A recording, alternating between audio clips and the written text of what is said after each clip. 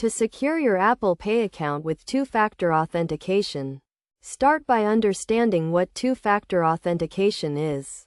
It is a security process that requires two different authentication methods to verify your identity, such as a password and a fingerprint.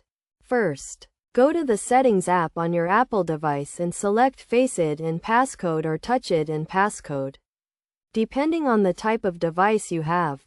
From there, you can turn on two-factor authentication. Next, you will need to enter a trusted phone number to receive verification codes. This can be your mobile phone number or a home phone number where you can receive calls or texts.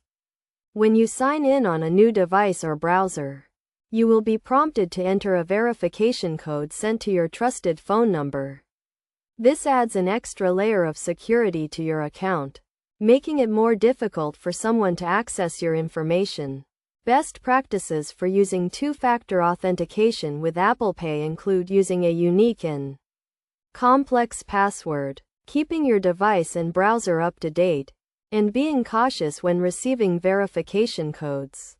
Additionally, consider using a password manager to securely store your passwords, and avoid using public computers or public Wi-Fi to access your Apple Pay account.